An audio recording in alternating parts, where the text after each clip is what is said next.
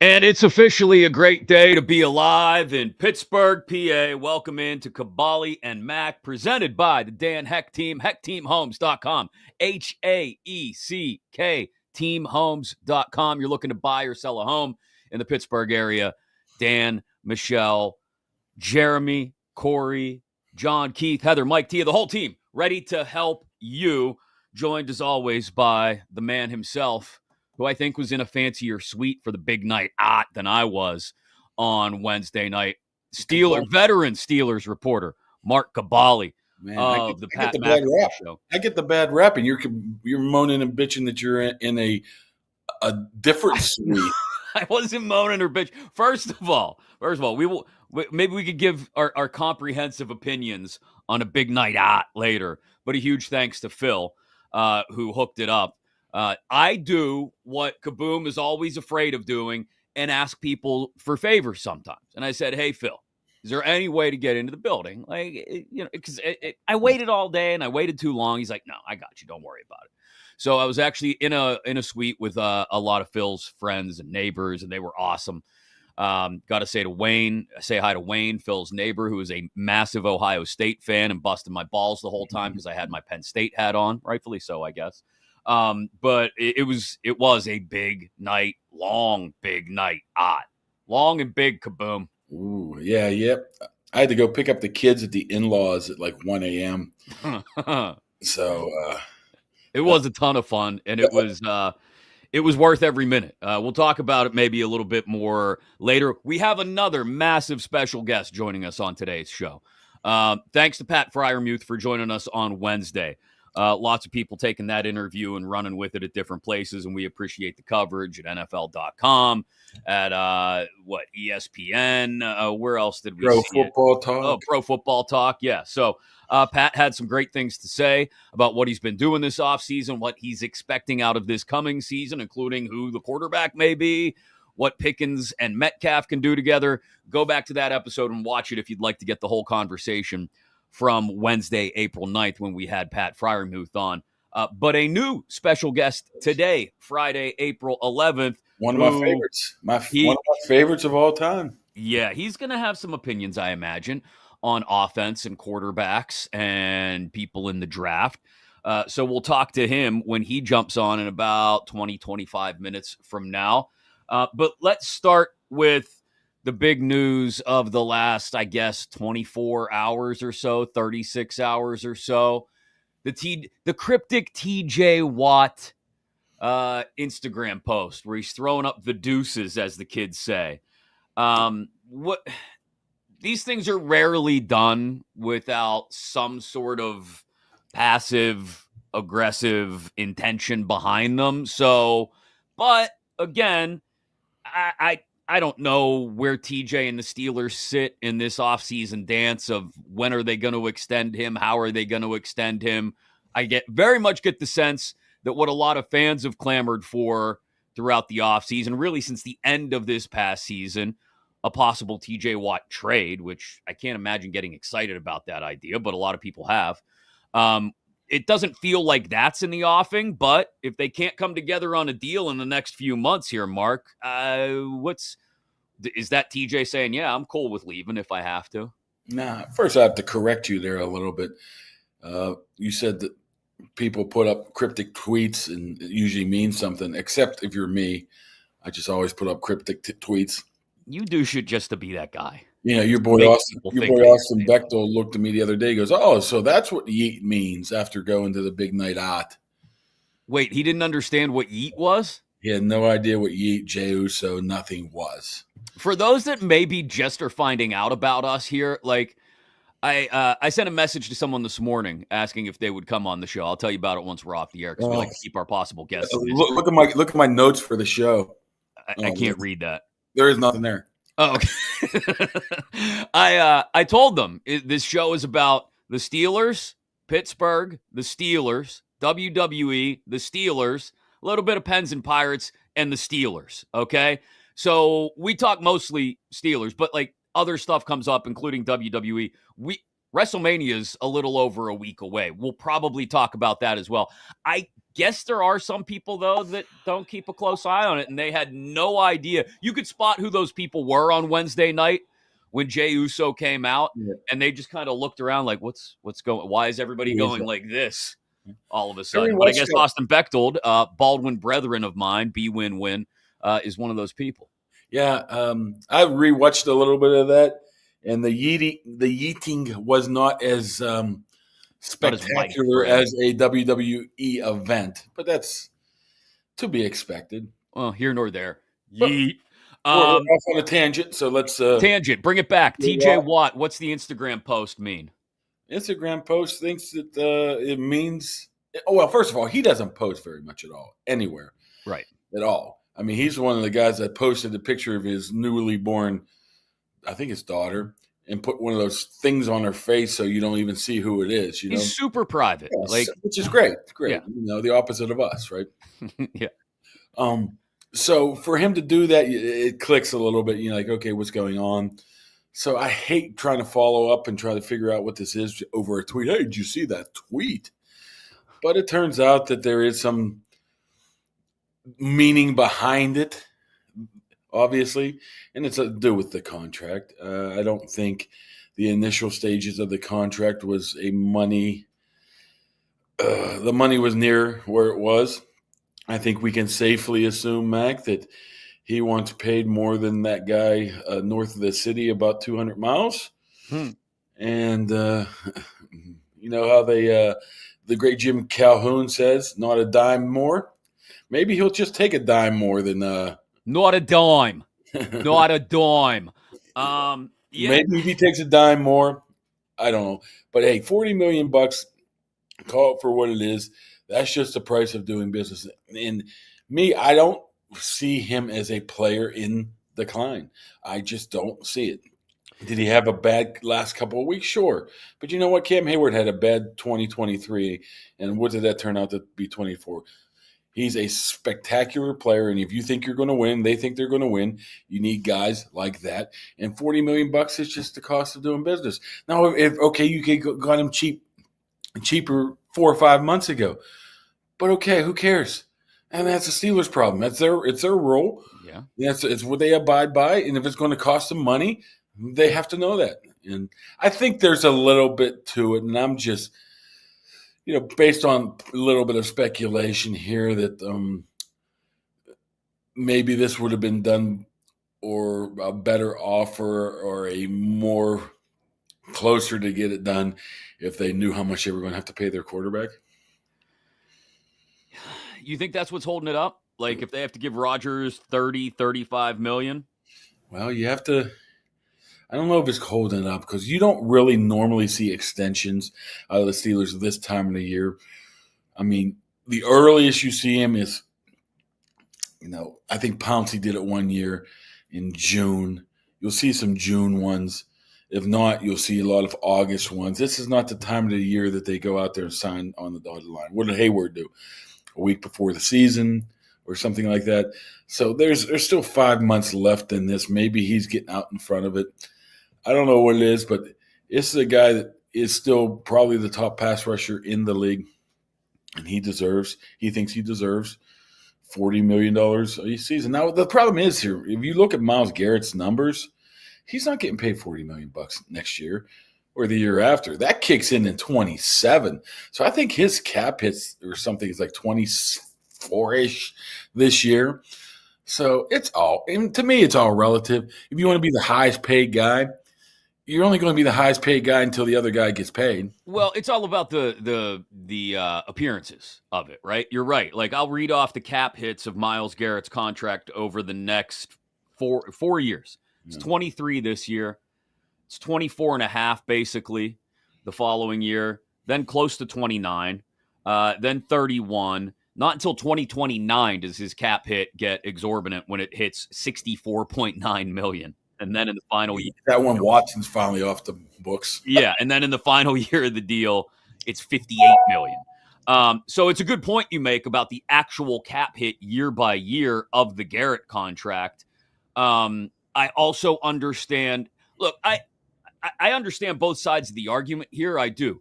TJ is getting older. TJ's at the age where his brother's body started to break down. If you want to use that as some sort of evidentiary proof that he may start to break down at some point, people are looking at the back third of the season and saying, man, I know what TJ's capable of, and that didn't look like TJ, although you could believe that he was maybe dealing with some injuries down the stretch as well.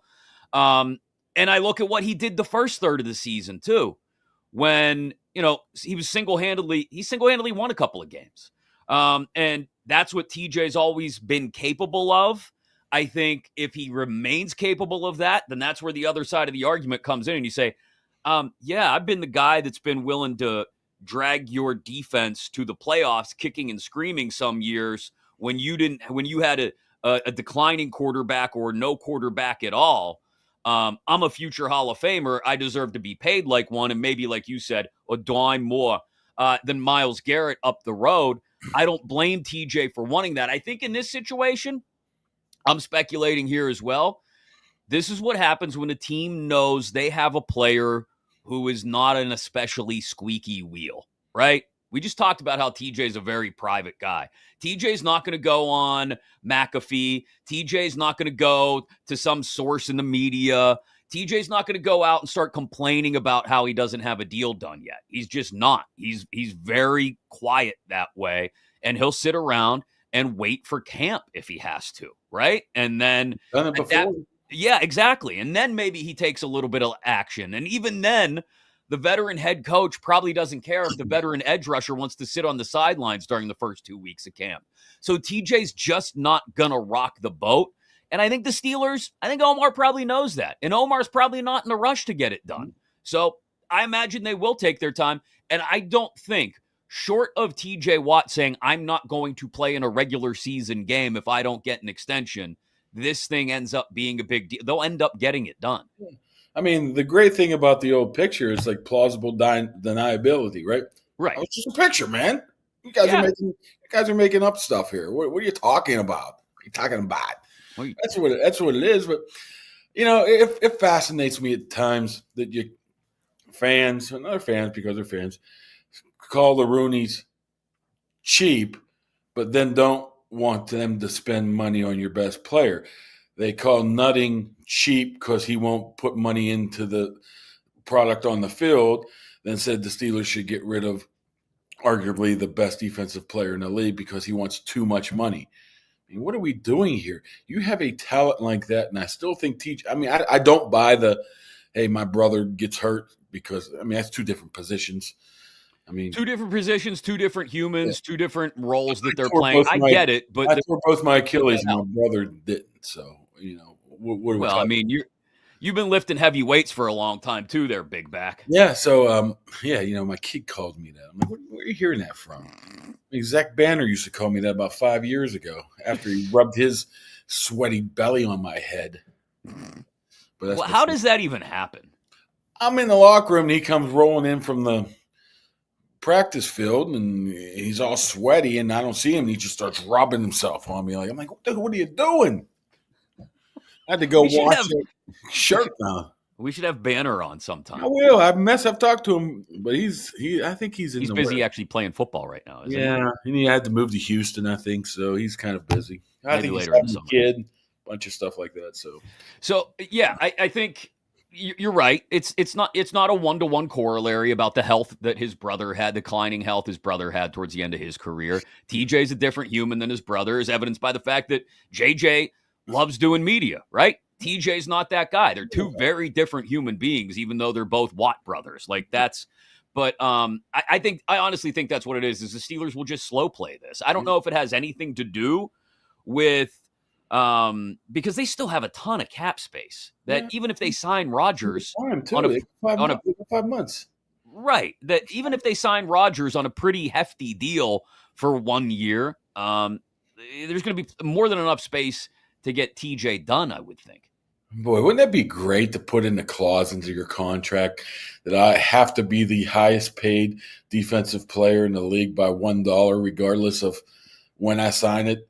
Say Micah Parsons comes and signs $40 million and $25. All of a sudden, TJ gets a $20 bill from Art saying, "Okay, now you're the highest paid guy again." That'd be a heck of a clause in the contract. The automatic escalator. That Hey, would be. our pony burner, who happens to be cheating on us with the fan morning show today, said JJ will be his mouthpiece, and he probably will be. TJ. What JJ That's a says really probably good comes point. straight Yeah. from the brother. Right. So, I mean, it's not a bad point, but it's just even JJ in talking about his brother is not going to be particularly loud about it, right? Like they're not. It isn't going to be a Le'Veon Bell type situation. It's not. I don't think. Le'Veon just got bad information. We're talking about. I mean, once again, I'm going back to our pony burner Brian Garrett and talking about the defense here. The highest paid. It's just the highest paid because they were so offensively heavy and they had to draft a bunch of defensive guys. That's going to flip. That will flip back to the offensive side before you know it, where the offensive guys are now getting paid more than the defensive guys, especially if some of these offensive linemen get paid up. You're not paying your quarterback any money, so that's cyclical. So I don't think really you can say, well, they're all in on defense because they're paying them so much money. It just happened to be when the Ben A.B. Bell era, their defense stunk. Yeah. And everybody seemed to retire or leave at the same time, and they had to replace them. And some of those guys are now getting paid big money. Yeah. I don't – like you said, it's cyclical. DK Metcalf's contract will kick in. Mm-hmm. Who knows? Maybe George Pickens sticks around. I know that seems like a crazy concept right now. Maybe they invest in wide receivers to that level. Who knows? You might be drafting a running back this year who needs to get paid. Jaylen Warren is getting a raise. Not a ton, but, enough to keep him around. To your point, they might spend $25-30 million on a quarterback this year. Their whole offensive line is cheap. Yeah, and eventually that will give way because all those guys will get older. You're paying Freiermuth and Metcalf right now. That's about it. That's it. Pat Freiermuth's the highest paid guy on the offense. Hey, that's pretty cool. We had the highest paid guy on the offensive side of the ball on the show the other day. How about that? He can't afford himself a freaking shaver. It's the off season. If he doesn't want to shave the beard, let the man go. I'm surprised. The woman said, "Hey, I don't like this," and he said, "Forget you." Well, I don't think he said F you. I think he said, "Hey, I'm letting it go for a while just to see how it looks." I'm putting words in his mouth, but normally, if your wife says, "Hey, man, why don't you shave, Chris? You're looking like terrible," you'd probably be like, "No, I purposely let it go." That happened back in the winter, and I let it go a little bit longer. What got me was I finally did decide to shave, and I walked downstairs, and my kids looked at me. My daughter in particular, she's like, "You look like 10 years younger." Well, you should keep it off then. Yeah. So after getting, I don't want to dye my hair. Do it. Straight jet black. I can't. Once again, you have to get on top of that early. I just can't show up like I'm your buddy Jopa or my Coach K. He was far from my buddy, but okay. Coach K. I mean, I just can't come up with jet black like Benzie. No, you're right. You got to stay on top of it early. Benzie was my favorite because he's the one that once said, "Hey, this is what you do. You get this shampoo, but make sure you wear gloves." I'm like, dude, you're lucky I ain't got time for all you're lucky I go dry, wet, dry, let alone dyeing my hair. I would hope that as a proponent of the dude wipes, dry, wet, dry is a serious part of the routine for you. What makes it really bad for me is, which is pretty lame, is when I go to Sam's Club and they got the dry, wet, they got the dude wipes sample, and you have to stick your card in and it beeps and it tells you all about dude wipes and it shoots out one of them. I do it every time. It's great. You are the king of free samples, aren't you? I could see you going to Sam's or Costco on the weekend just to get free samples. My kid loves that. He loves to go eat all the food there. Yeah, it's like a free March announcement. John, you know what? Talk to our guy, Relaxed Styles. He'll probably be able to set you in the right direction. Yeah, we gotta get more of the merch up and running as the show moves forward. That's a good point. We also have to thank our good friends at Southwest Greens, who this is the time of year. I've got two neighbors who already are sitting there not arguing like physically arguing, but like they are already having a battle of the lawns. The guy across the street and the guy next door have already each cut their lawn twice. Man, if you had a beautiful Southwest Greens artificial lawn, you wouldn't have to do that. You wouldn't have to spray all the chemicals on it to keep it green. You wouldn't have to water it constantly in the dead of summer when it's not raining. Go to southwestgreenspa.com right now. Tell Jake that Kaboly+Mack sent you. They'll come out, tell you exactly what they can do. It could be a little corner of the yard, an area for you to practice your golf. It's Masters weekend, Kaboly. Golf, you got to talk like this. You could do a little area around the playset for the kids. It's perfectly fine for the kids and the pets. Cleans up just like a real lawn. For those of you worried about what happens to the pet mess, all of it gets taken care of. You'll have the best looking yard in the neighborhood and spend the least amount of time in the neighborhood taking care of it. SouthwestGreensPA.com. Thank you as well to Brian Garrett, Pony's Burner, as we call him, for pointing out the Penn State lost in the Frozen Four last night. Thank you, Brian. Appreciate it. They that. lose to BU. I mean, they lost to a really good team. They lost to a powerhouse. Like Bemidji State or Minnetonka or something like that. No, Western Michigan won the first game, which went into OT and meant there was no way I was staying up for the second game, for the Penn State game. I was exhausted. What's happened to American college hockey when Penn State and do you realize how much money and resources and time and effort have been poured into Penn State hockey over the last 15 to 20 years? Where they play at? They don't play at the... Where does Penn State play? The Pagola Ice Arena, right across from the Bryce Jordan Center. I'm sorry. When's the last time you were in State College to even know what I'm talking about? Exactly. 13 years ago, maybe? 14 yeah, man. years? Get caught up, okay? I know somebody, I saw a shirt on the side selling something about Vest and Tressel. So Tressel was still in Ohio State. Jeez. Yeah, no. We've upgraded the hockey facilities since the old Greenberg Indoor Sports Complex. Yeah, it's a beautiful arena. The student section is awesome. And they've done a lot with that program. Who's the other teams in it? Western Michigan? Western Michigan against BU, Boston University, in the Fighting championship game Spines tomorrow night. Yeah, so Western Michigan's first appearance there. Congratulations to them, I guess. But yeah, Penn State lost last night. We'll be okay. I think we'll be okay. Special guest joining us in probably 5 minutes or so. So let me ask you about Shadeur coming to Pittsburgh yesterday. Has a visit with the Steelers, tells Kay Adams about how much Mike Tomlin kind of reminded him of his dad and how he handles his business as a coach. I don't think, look, there's an outside shot Shadeur slides, or it could just be smokescreen season and everybody's underselling him in hopes that maybe he slides to them, right? But I have a hard time believing he gets past 9 and the New Orleans Saints. But if he did, then very quickly he could slide all the way to the Steelers. I imagine there would be 1 or 2 teams who may try to jump them at that point to get their hands on a Shadeur Sanders or maybe even a Jackson Dart. But I don't know. People see that the opinions on Shadeur Sanders have become very clarified over the last week or so. It feels like people either really like him and say, yeah, that guy should go top 10, or there's another group that say, yeah, he's still kind of a first-round quarterback. Wouldn't be surprised to see him slide.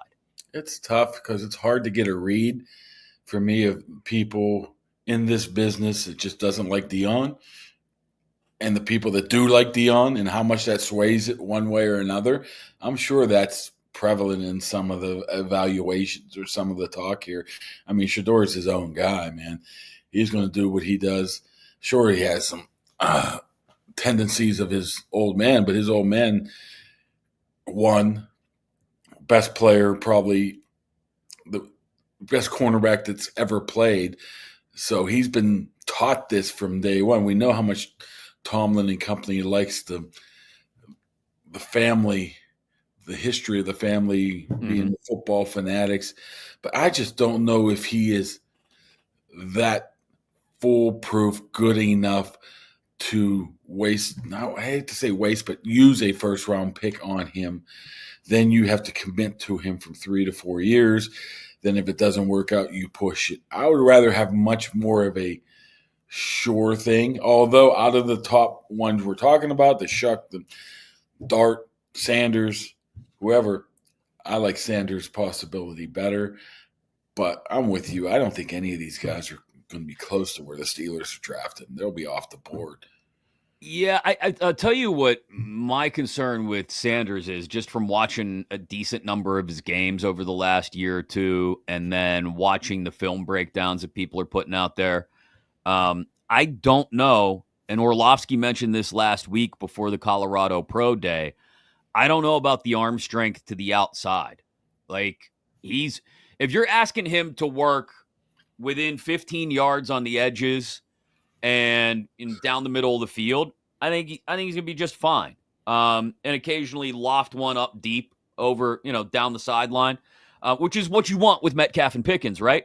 I just don't know if he's got to get one, on a 15 to 18 yard out to the sideline, one of those comeback routes where you've got to get to the sticks because it's 3rd and 12. Mm-hmm. If he's got that level of arm strength to get it there with what you need at the NFL level. Like, I think if you're looking for a guy who can work within this offense, use the weapons that are now a part of it with Metcalf, Pickens, Muth, all of that. Hey, okay, sure. But that reminds me of Pickett, to be honest. Not a first round pick.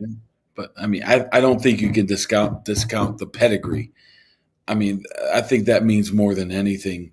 Maybe not more than absolutely everything, but I think that's a huge plus in the Shadeur Sanders camp. I mean, he's been there, he's done that, he's won wherever he's gone. He's played with bad offensive lines. He was going to need a good offensive line around him, I think, to be able to succeed. And the Steelers were at least on that path. Once again, I don't know if you go down that path right now of a quarterback in the first round. Me, I would go defensive line. I wouldn't worry about a quarterback until right now. But anything's on the board. I mean, like I said, if there's one guy that I would take a close look at, it would be Sanders, because you're out on Dart and you don't necessarily. I think Dart's going early. I mean, of course, Ward's going early. Who else am I mean, Milroe's going to go too early. So those guys. I can't believe they're actually inviting him to Green Bay for the first round. I think that somebody's going to jump in late first round and grab him. Right.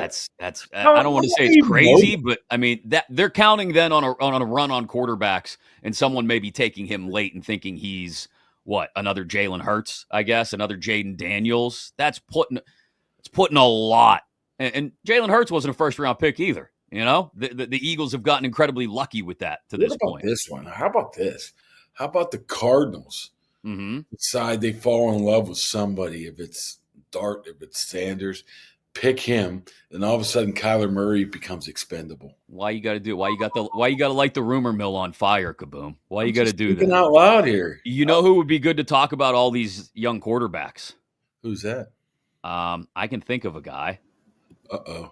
There he is. Uh-oh. Man himself, former Steelers offensive coordinator Todd Haley with Kaboly+Mack today. Todd, awesome to see your face again, dude. How you been? I'm doing good. How you doing, Chris? Great.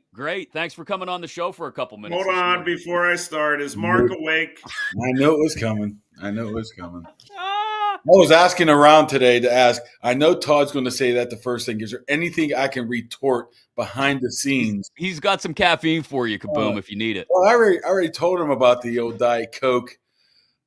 Offensive lineman upset because they used the offensive lineman's refrigerator. But I've heard some training camp stories about you, Todd, but I can't say them in this setting. Put it this way. The great Ryan Scarpino told me a great story about you, but I really cannot reveal that right now about training camp. All right. That's a low blow. Whatever it is, I'm glad you're not disclosing if it's not worth disclosing. It's Scarpino. Can it really be trusted? I mean, there's the first question. True. Yeah. I don't know if you heard us before you jumped on, Todd. We were just talking about some of the young quarterbacks available in this draft. I know you're watching all of them as you're doing your stuff for Sirius XM these days. And that's, I guess, let's jump off from there and we can kind of go a couple different directions. But let's start with the young quarterbacks that everybody thinks might be available to the Steelers. Like, there's a chance Shadeur Sanders slides to them, even if it's an outside chance. He was in town yesterday. Jackson Dart was in town last week. There's a chance he could be available. Those are the two that everybody keeps talking about. But as Mark mentioned earlier, I don't know if you heard him, is this necessarily a year where you want to spend a first-round pick on a quarterback if you're the Steelers, and there are some great D linemen out there as well? Well, it's never easy, but when you don't have a quarterback, again, we have the whole Aaron Rodgers elephant in the room. I understand that, which to me is the best option available, short-term option for the Steelers. I've seen enough from Aaron last year, even though it wasn't all good. But as the year went on, there was enough there to say that with a supporting cast, DK, George Pickens, the defense that we know year in and year out, as long as those key pieces are there, i.e. TJ Watt, you're coming into a pretty good situation. So he's the best answer, in my opinion, for right now. But you still have to, you have to figure out a long-term answer. Is it in this year's draft? That's the biggest question. I've done evaluations. I'm not ready to jump up on this table and pound my fist for, a bunch of these guys. I like Cam Ward the most from what I've seen, again, with not visiting, talking to, getting your hands on, seeing up, in a live look how the ball comes out of his hands. But so the most interesting to me is, say this slide with Shadeur happens, which, it may or may not. I mean, usually when these things start to gather steam, people in the know that, there's some questions, which I have. But if he's available at that spot, that's when it would get really interesting. You spent a bunch of years with Mike Tomlin. How much does he value that pedigree in a player, with obviously Shadeur being Dion's kid? I mean, is that something that he always pushed, or just happened to go down that route a lot of times? Oh, I think pedigree is big with Mike. Not speaking for him, but it's big for me. It's something that I think people that are football lifers, kind of understand and get. And how can you not get excited? Deion Sanders' son, has a chance to be drafted in a similar area that Deion was drafted. I was at that Hula Bowl when Deion was coming out in Hawaii with my father, and it was a unique time. It was, even in the day of no social media, Deion made it a social media event. If there would have been cameras and stuff back then, we'd still be watching the videos. So, I think Mike appreciates that. I don't see how you can't. I mean, you're talking one of the great players, great athletes of all time. And now his son has done some really good things at two different places and helped turn them around. So I would think it's a big thing. I would have loved to have sat in on that meeting the other day. Yeah, I was going to say, Todd, how cookie cutter are those pre-draft meetings? Because like I said, Sanders was in town yesterday, Jackson Dart last week at this time. As a coach, whether it's as a head coach or an offensive coordinator, how do you approach those? Do you kind of look at it as a job interview? Do you want to get to know him more as a person? Are you putting them up on the board? Or does that stuff get taken care of at the combine, and maybe you dig a little deeper on the No, these in-house visits or where you go to see them, especially private workouts, when you really want to get up close and personal, they're critical. You cannot glean the information you need at the combine in the little amount of time. Now, scouts are doing it all year. I value the scouts so much, because they're the ones seeing some of the in live practices, live games.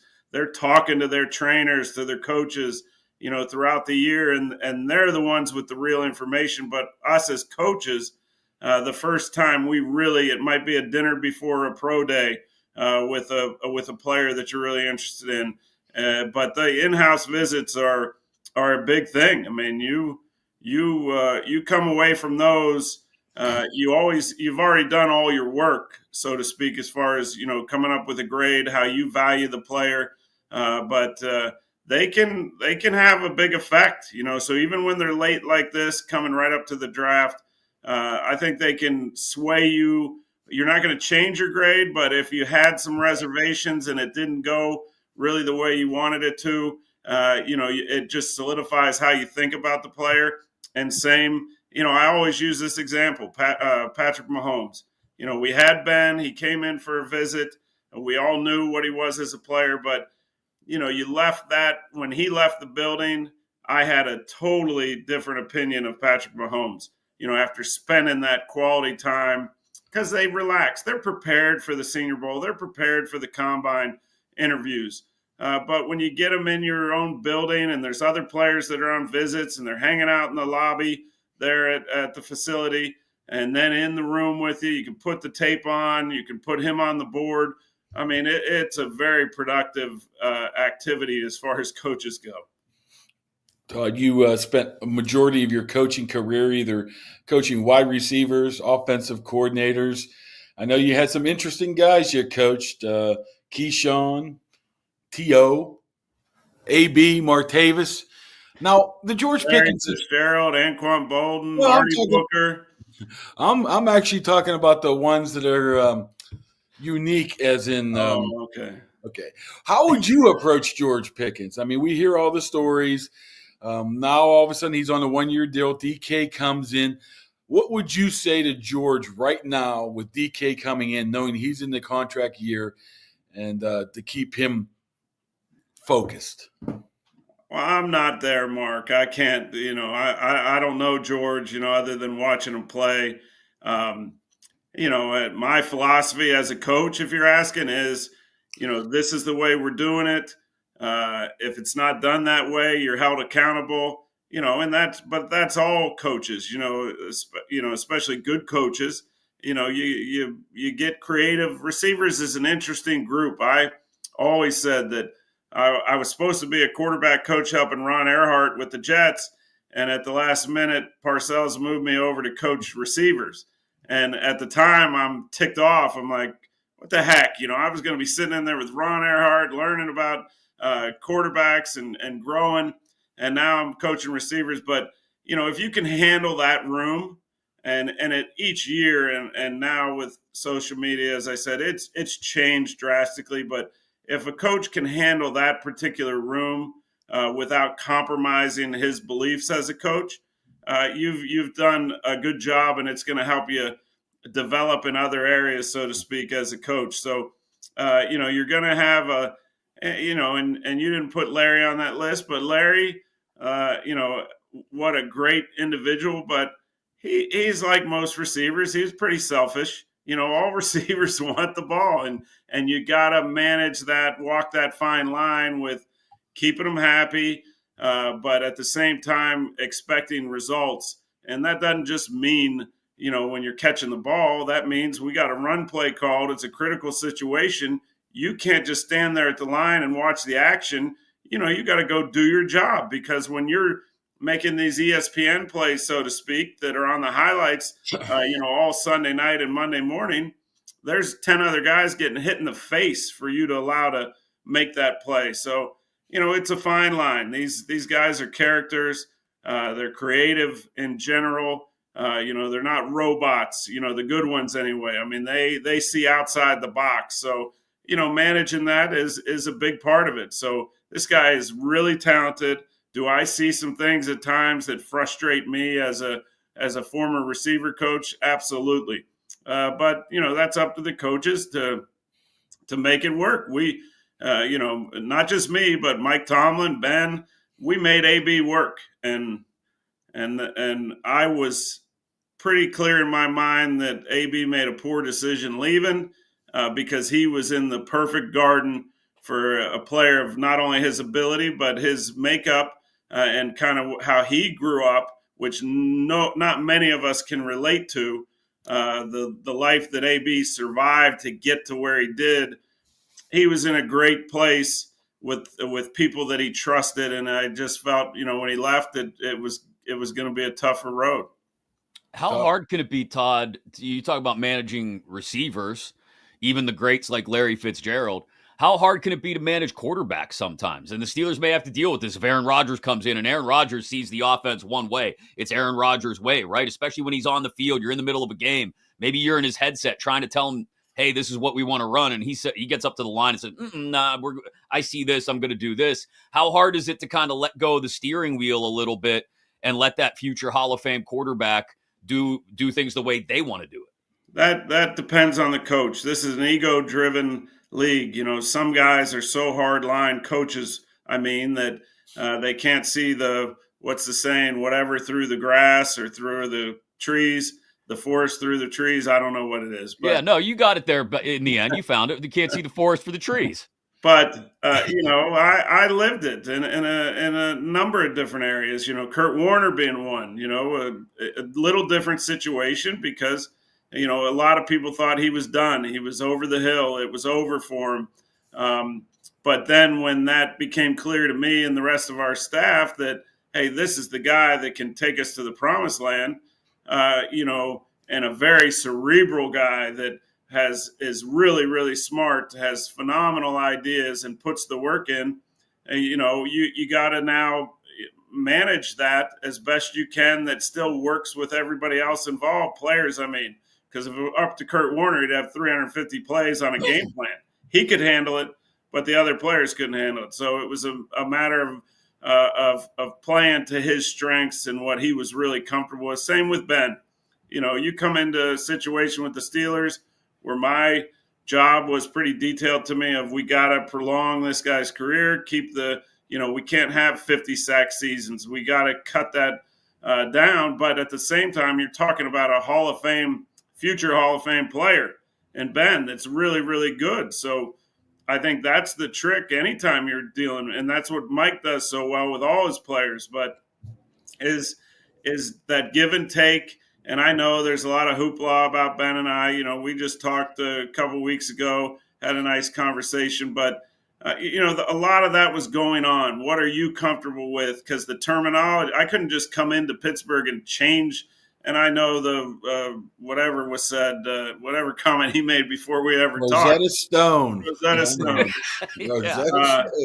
But there was a lot of work done by a really good staff of offensive coaches, of massaging what was already there. It was a lot of the things worked, and at the same time as a coach, you're trying to, you got to feel comfortable on game day because you got to fire out the calls in a second nature manner. So it's finding that middle ground that works for both, and while still achieving the goal. In my case, hey, we got to eliminate sacks, knock them way down, which I feel like happened, but we didn't ultimately accomplish the real goal, which is winning a Super Bowl. But a lot of good things happened. So you give me Aaron Rodgers right now, and I'm out on the practice field. If I'm not listening to Aaron Rodgers and what he likes and what he feels strong about, what I'm doing is laying down the message of, all right, love all that, but there's these other things that have to go on for us to be successful as a team. Not just you have, a career year that everybody's like, oh, Aaron Rodgers is back. How do we win ball games? And how can you be a part of it? And that's the great thing about coaching, is trying to find those common grounds that work. That the players has to be really comfortable, the coaches have to feel pretty good. That relationship in general is just so critical. Because when a quarterback hears a call coming in his helmet on game day with 80,000 people watching and plus millions on TV, they got to trust you, and the play caller has to trust that you're giving them the best opportunity to succeed. That's very interesting. You like the Rosetta Stone. I remember that. It wasn't Rosetta Stone. I'll guarantee you that. I can barely speak English, let alone, learning another language. Now, with what did you see from Aaron last year? And do you think this team is a quarterback away from making a run for it? Because it sure seems how they go about their offseason plans that they think they're close. That if they can get solid quarterback play, that this team could be a playoff division winning team. Do you see that as well? Well, I think they are close. I really do. I like everybody else that follows football. When the playoffs started with how the end of the season had gone with Russ, and you started looking, all right, who is going to make it out of this thing? When you start comparing players that aren't playing their best with Josh Allen, Patrick Mahomes, whoever those key guys are, Lamar Jackson, on paper, to me, that told me, and this is what I said to all my Yinzer friends, you have to play perfect. It's very hard to play perfect. You can't turn the football over. You can't take sacks. You have to stay ahead of the chains, and that's very hard to do. You want margin of error, but the Steelers last year going into that against the competition they were facing, because people always forget, Steeler fans, well, we haven't won a Super Bowl since then. Wow, Tom Brady happened to play for 20 years. He took a lion's share of those. Peyton Manning was playing. Drew Brees was playing. Aaron Rodgers was playing. I mean, the competition matters. Some are just a little better than others, and it's a game of inches, as we like to say. And, when you have one of those dudes that can get you that extra inch one way or another, I mean, it's a beautiful thing, but it's hard to find. So to answer the question, I saw Aaron Rodgers. It looked a little shaky in the beginning, as you would have expected, coming off an Achilles. You could see there wasn't a lot of camaraderie between him. I think Garrett Wilson had been through, he was used to seeing a different quarterback every week, so that he developed bad habits. As much as I love him as a player, he's a great receiver, but he developed bad habits. He's got a different guy throwing it to him every game. There was not a lot of structure, and Aaron comes into a situation where some of that was going on. And I thought as the year progressed, he got more comfortable. Is he the Aaron of old? No, I'm not saying that, but this guy can throw the football. He can make great decisions. And if the coordinator and he are on the same page, with a supporting cast, meaning defense, special teams, a shout out to Danny Smith, because, one of my favorite neighbors in the office, other than hearing him chomp his gum, if Aaron has that along with a phenomenal leader in Mike Tomlin, I think, there's a chance to not feel the way you felt going into the playoffs last year. I'm not talking about after losing and everybody whines and cries about it. It's going into it. I'm like, you got to play perfect. And is that going to happen? It doesn't happen very often. A lot of people, Todd, just look at the succession plan following the end of Ben's career and say that's why they're at where they're at now, the Steelers at the quarterback position. What do you think of the way things have gone since the last year of Ben's career, really the last 2 years of Ben's career, out now through the we'll call it post-Roethlisberger era? Well, I think it's really hard to transition from a Hall of Fame type quarterback, and now you don't have him. Have the Packers done it better than anybody over the last however many years? Absolutely. They had Aaron Rodgers in the bullpen for Brett Favre, and now they had Jordan Love in the bullpen for Aaron Rodgers. Atlanta's, has attempted to do that. The jury's still out. Let's see what it looks like this year with Michael Penix Jr. I've been in those meetings, Chris. I mean, you got Ben. He's playing at a level you feel like you can win it all. If you can get past Brady or whoever the players are. But you're sitting there with the first round pick. Are we taking a TJ Watt, or are we looking to the future? That's a really difficult thing when you're a good team. And the Steelers have been a good team for a very long time. And, it's hard to pull that trigger. The discussions were always had. There were times when I knew, say Mahomes this year, hey, this guy, he'd be pretty exciting to have around, but we need another big time receiver, or we need a guard that can play, whoever it is. It's very easy to talk about for us, on the outside and fans, but man, when you're right there and you look at your team and you say, we got a chance. I mean, we could, if things go our way, we got a chance to put another Lombardi in that trophy case that I walk by every day for 6 years. It's hard to pull the trigger on that. So the transition part with, I'm sure Kevin Mike, the rest of the staff was all in on Kenny Pickett. I liked Kenny a lot, and it could. We don't know what Kenny's going to do. Maybe he, everybody's saying the Browns are done. Maybe all of a sudden we see more, or what we were kind of hoping for from Kenny. After spending a year in Philly, it's just hard. And I thought last year, tremendous job for the situation. These quarterbacks don't grow on trees. You had the lowest paid quarterback room in the league with Russell Wilson and Justin Fields. The jury's still out on Justin. I think Russell's kind of at the end. Maybe a little bit of magic left, but I thought for the situation where you're not just going to go find Brett Favre sitting out there on the street.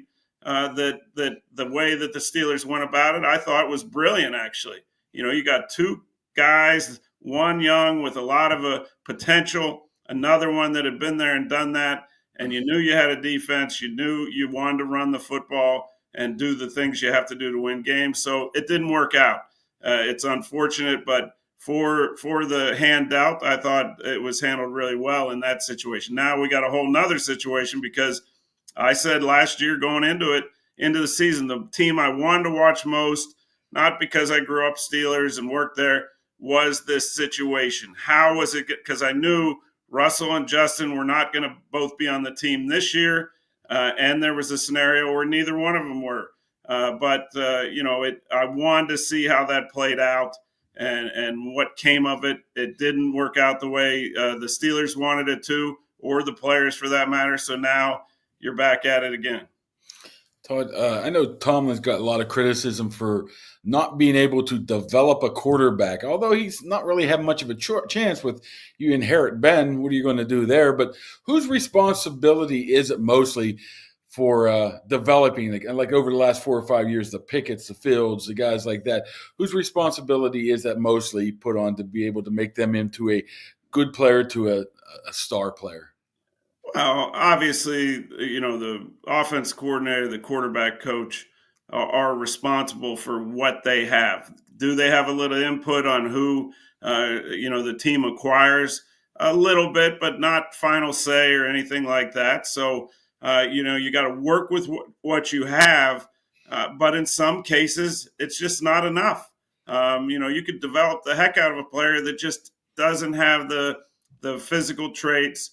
You can make him as smart as you want to be, but if you can't do certain things on an NFL field, it's probably not going to work. So, the head coach, you don't want a million people talking to your quarterback, that's for sure. But, it's the culture. It's the team. I thought Mike with Russell did phenomenal. He went all in. He gave him a quarterback with confidence can play at a higher level than maybe he should be. And I thought everything was put into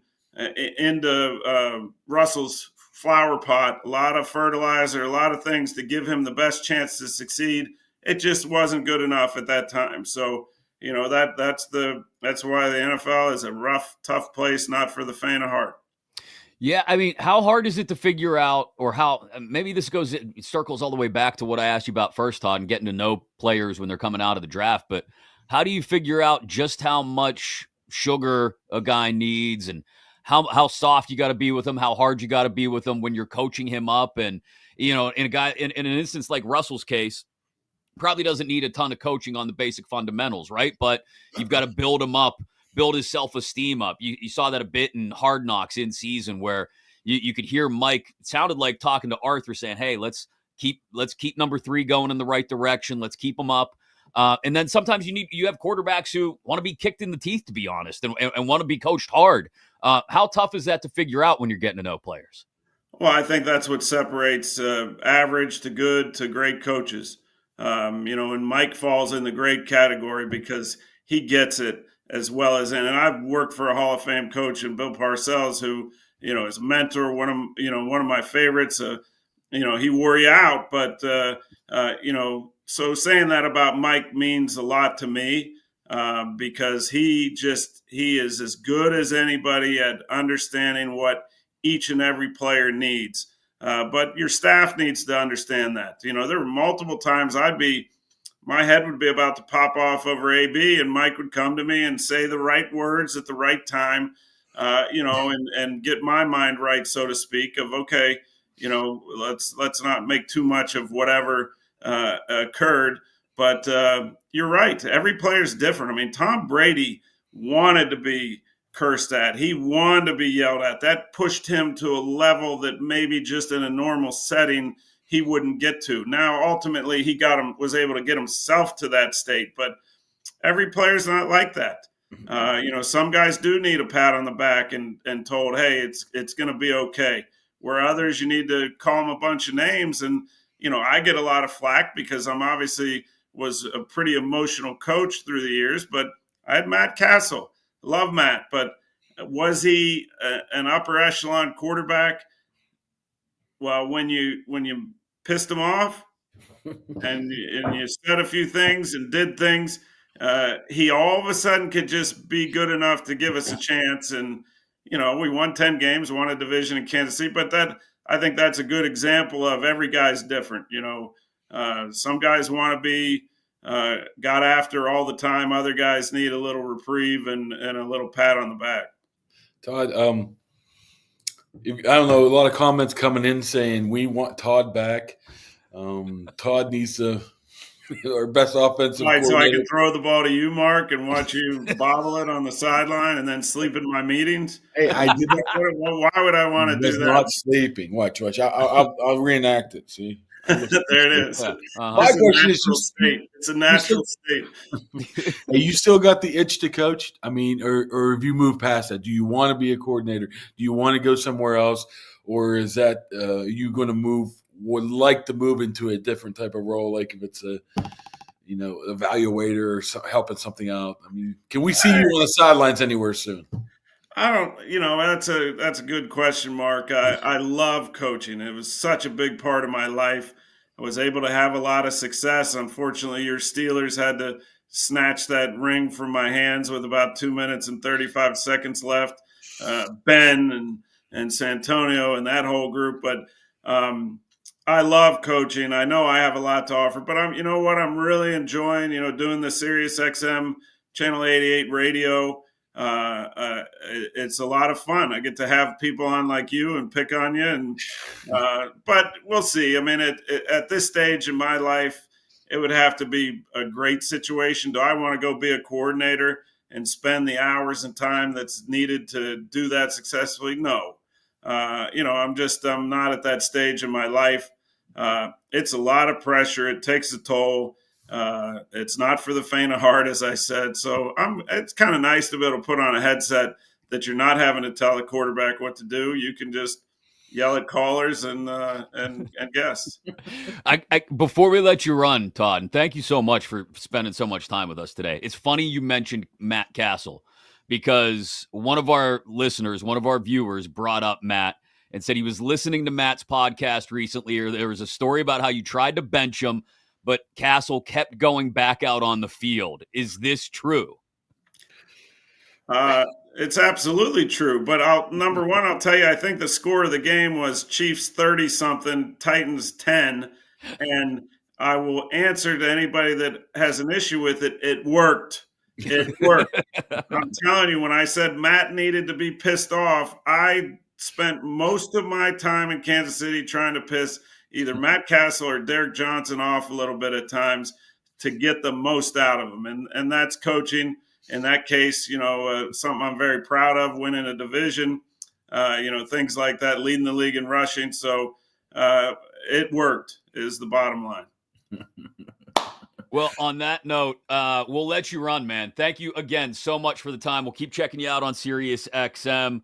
And we could have talked to you for like an hour and a half. All the insight was fantastic on anytime. Chris, coming out. Enjoyed it, Marky. All right, we got to get you on some TV shows, man. You're a great analyst. And good looking to boot. Oh, yeah. You got the beard going. I know that. You me on radio, I can't even show off this chin. Well, the good thing about that is you don't have to get ready either. You just throw on a hoodie and you're ready to go. Like you did. Hoodie and a hat, you're good to go. Yeah. This is actually my brand new hoodie. So. Whoa, sorry. That one's been washed. No, I don't wash clothes. All new. All the time. Thanks All right, again, thanks, Todd. We'll catch Appreciate up it, with you buddy. soon, Thanks. man. Talk to you Thanks. guys. Yep. Todd Haley, former Steelers offensive coordinator, joining us here now on He may have Sirius to be XM. moved up to number one. Yeah. I mean, just the insight alone on not only the guys that may be playing quarterback for them this year, Rodgers in particular, the insight on what they looked like last year. What the guys coming out in the draft. I mean, great stuff. So really super appreciative of Todd taking the time. He's on the Sirius. I think he was on this morning. I believe a 7 to 10.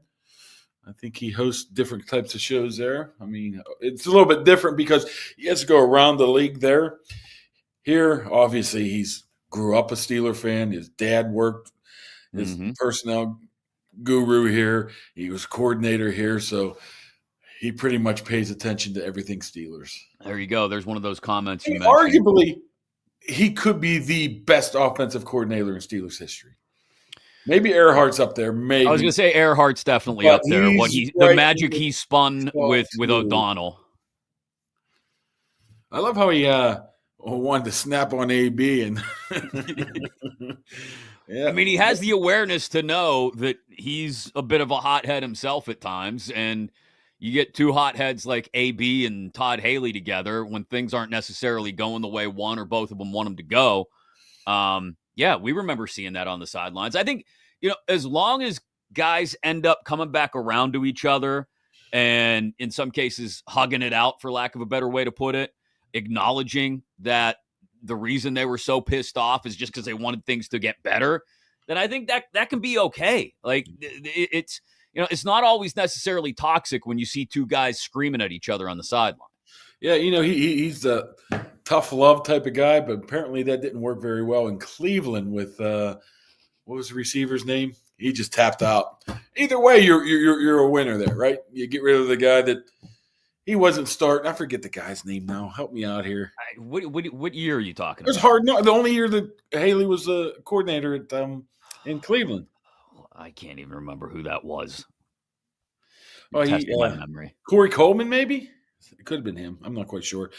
But he got on him so bad, and that's when Hugh said, "Hey, go talk to Todd." And Todd's like, that's right. You remember that? So he used some hard love there, and he couldn't handle it. So like you said, some people aren't built that way. Some people are. But great insight. Was it Josh Gordon? I don't think it was Gordon. I thought it was Corey Coleman. I'm not quite sure. Either way, yeah, Todd made a good point. I hate to throw Corey Coleman out there if it's not him. Well, too late. You already did. You mentioned him like 3 times already. I know. So I'm trying to find out who it is. Come on, commenters. It ain't Josh Gordon. Thanks as well to our friends at Impact HVAC, Impact HVAC PGH. You need your AC or your furnace, your heating cooling system serviced. They will help take care of you. Especially, look, it might not feel like it right now, but spring will be in full force soon, and that means the temperatures will start to heat up into summer. You want to make sure the AC is working right. Get Tony, Sunshine, all the boys out there to service the AC before it gets fired up. Make sure it's working right. To maybe fix your furnace like I needed ours replaced a few weeks ago. 412-297-1852, or on Facebook, just search Impact HVAC PGH. I don't think it was Corey Coleman. There's a lot to take away from what Todd said. I'm not going to do the typical sports talk radio thing where I go through everything he said, or this was the most impressive thing. But there's a lot of interesting takeaways from that. Tells me that might be making its round on the interwebs here soon. Maybe. Speaking of making its rounds on the interwebs, the big night out the other night, Kaboly. There's seemingly a million things happened during that show. I don't know what I guess the biggest moment was probably Sid, Skeens, and Ben out there together, and Sid throwing like a 25-yard dart through the target to win to up the ante on the $1 million that was being given away into $2 million. It just Jelly Roll, Snoop. So much happened that night that, like, I'm starting to take a step back and understand now why it took 4 hours, because there was just so much that Pat wanted to get into the show. Yeah. By the way, it was Corey Coleman. I just want to make sure that's. Thank you for confirming. But you said the biggest part had to be the sumo guys. I'm convinced those guys were being paid by the minute, because I don't know what they kept doing where like they would square off and then one of them would get up and walk away. Is that a thing in sumo wrestling? Yes, it is. What about Oz the Mentalist? Here's Oz's, or whatever how you say his name. This is what his biggest mistake was: thinking Yinzers know how to add. That was number one. So I just, as soon as he started saying pulling out a calculator, I'm like, that ain't happening.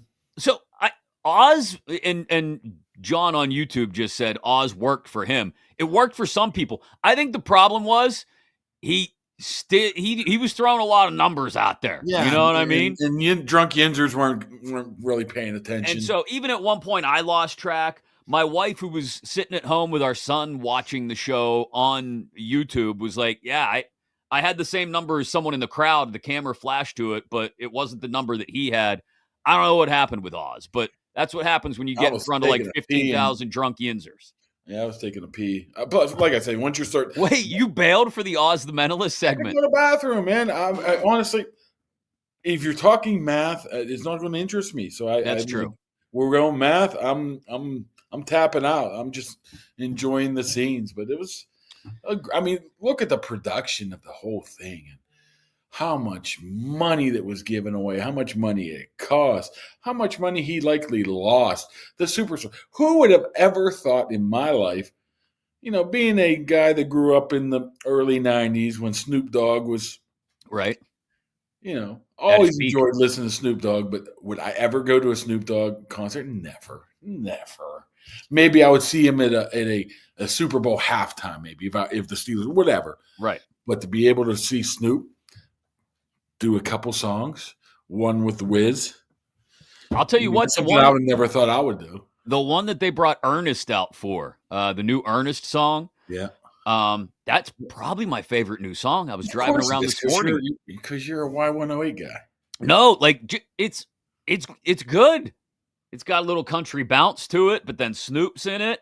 I was digging it. I was driving around all morning today listening to it. I mean, Sweet Jay Uso we talked about. Yeah. There. Some of the stuff Parker McCollum, you probably are having a little bit of a chubby there. No, Jesus, no. I mean, it was nice to see Parker McCollum. I didn't become physically aroused at it. Christ, Mark. But no, it was cool. I might have been physically aroused when I went over and talked to AJ and Tone and those guys. Yeah, did you head next door to their suite? But say hi to the boys. Yeah, they were great guys. That was good. Just trying to think what else happened here. What do you think of the McCutcheon beef? I don't think it's a beef. I think it's just a simple oversight. Like, I don't even think it's an oversight. It happens. Like, they wanted to have Skeens. They had Skeens, and they didn't want to have a relationship with Skeens before. Skeens been on the show a number of times. Do we have to sit here and complain about everything? The guy just brought you like Jelly Roll, Snoop, Wiz, Jey Uso, all those other guys there, and giving away $4 million or whatever it was, and we're like, "Wow, McCutcheon should have been there." It was a big mess. Go stick it. Well, no, I mean, it would have been cool to see Kutch there, but the fact that he wasn't, like, are we complaining that Cam and Kiesel didn't come out on stage? They were both there, right? Like, it's you can only do so much, and there's other people who are complaining about how long it was. So, how much longer did you want to make the show? Really? After the 45-minute sumo match? I don't know how you don't go to that thing. I mean, first of all, you have to. I'm guessing people from like Ontario, Canada. Oh, it's a bad example. Seattle, Washington might not have understood everything that was going on there, but that's true. Yinzer Fest, baby. I mean, you had to be a Yinzer among Yinzers that understand everything. So here's what I'm curious to see about. And if Pat tries doing this again, another big night out, tries doing it somewhere else. That's tough. Like, he could do it in Indy, no problem, I'm sure. It's his home now. And there's plenty of stuff that he could make happen with the local teams and players without a problem. Tyrese Halliburton is close with the show, all that kind of stuff. But if he wants to go, really expand it out and beyond, like Columbus, he could probably do it there, right? Because AJ would walk in and own the place. There's a few other places, but if he really wants to get out and do it all over the place, he's going to, it's tough to adjust to being in a place where they don't just intrinsically understand all the same jokes that we understand as Yinzers when Pat talks about them. Yeah, it was a great show. But it was fantastic. Obviously, I don't think anybody understood what it was going to be. People thought it was just going to be the guys up on the stage talking sports. And yeah, I honestly didn't know what to expect. And that's what I was talking about with people once I got there. Like, I have no idea what this is going to be. But then once you saw the stage laid out the way it was, and Pat came out and did his thing with his monologue, you kind of got a feeling that, okay, this is going to be a whole lot bigger than just the show on stage at night in Pittsburgh. And then Jelly Roll comes out singing Renegade. And I saw the great Mike Marchinsky there, the inventor of Renegade. Yeah, I mean, he had to have a little bit of chills that day because he's the one that came up with the idea. Yeah, so you think having Jelly Roll singing it there, it was a great night. It was a fun night, super fun night, and props to Pat for pulling off the vision and everything that went into it. Like you said, there was a lot that went into it. All right, before we wrap up, because we spent like 35 minutes with Todd Haley. SmackDown tonight. I would imagine with a week to go until WrestleMania, we have to have another meeting of some sort between Charlotte and Tiffy. I know all the juice is on the triple threat match Saturday night, right? And then Cody and Cena. Cody's coming. I don't want to say it feels like it's taken a back seat, but it kind of has over the last couple of weeks. Cody will be there Cena. tonight, though. Okay. So Cody will be there tonight. Roman will be there Monday, so you can pretty much figure out where they're going here. I don't know if Cena's coming. We'll see. You got to get Cena. I mean, tonight or Monday, I would think. But all of that going on, and you caught me listening to a Ric Flair interview right before we started the show. He was on with Bubba Ray on Busted Open Radio on Sirius XM the other day. Bubba is very good. You still haven't watched LFG yet? Legends and Future Greats? I have not. He is phenomenal on there. Bubba Ray alone is worth watching LFG. He's the coach of one of the teams, and without giving too much away, he does a good job of putting some people in their place, and it's phenomenal. Anyway, but yes, Bubba Ray is very good. And he was talking about, not the only thing, but the thing that would be the biggest storyline move in the triple threat match would be, like we talked about the other day, Heyman abandons both Punk and Reigns to side with Rollins, which is something I think a lot of people kind of feel like they see coming now. So probably won't happen at Mania, but we'll see. And then they also had Ric Flair on and asked Rick what he thought of the Tiffany Stratton promo. And all he really said was he didn't like it. He didn't think it was necessary. And they asked Rick if he thought that it was an angle that was discussed before they went out to the ring. And he said he honestly didn't know. But it feels increasingly like if it's a work, it's a very good one. And if it was a shoot comment by Tiffany Stratton on Charlotte last Friday, it was, that is a lot of spice to throw on that dish. I mean, the way I look at it, it had to be a shoot because just how Charlotte reacted. It's not something she didn't know what to do. She didn't know what to say. First thing that came to her mind didn't make sense, and nothing. So for me, that means she was at least taken off guard by that. Which you can now play that into the storyline, which is fine. It's phenomenal work by Tiffany Stratton. Shoot or work doesn't really matter. It's the spice that dish needed 2 weeks before Mania. I don't know why people hate Charlotte so much now. I don't know. I didn't think that would be the vibe with her coming back, but I'll admit she plays a better heel, I think, than a face. She does a great job of being sort of the haughty queen who looks down on everybody, and I'm Charlotte Flair and you're not, and the queen has returned. Where's my crown? As if she deserves it, and she hasn't done anything because she's been out. And the young up-and-comer takes her out, or maybe she does, in fact, get it. I think this is just the beginning of this rivalry between these two, and it's going to be really, really good for who knows how long they decide to play the story out, but really, really good. Yeah, I think as for the Heyman thing, I think Rollins going to make him be in his corner, and Heyman's going to play it off like he doesn't want to be there. He's going to try to not help him. Then all of a sudden, he's going to help Seth Rollins. Jeez. How about that one? You like that one? He owes him a favor now because he got to curb stomped him to New Mexico. So now it's going to be like, nope, you're in my corner. And he's going to say, I don't want to do that. I don't want to do that. And Heyman's just absolutely amazing. So he could pull off all those facial expressions or what. Oh, my God. Anything. Give the man Oscars. He's amazing.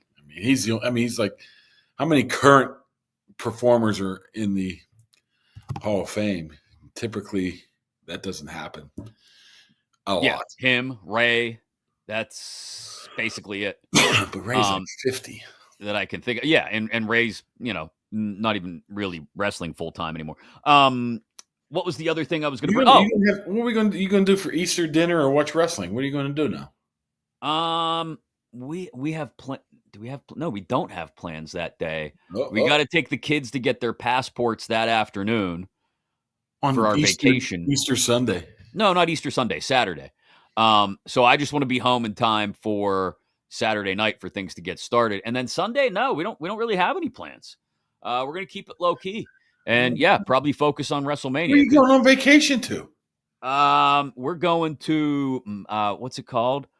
I don't know, it's the Dominican. I can't even remember the name of the place. Wow, the Mack household must be raking in the cash.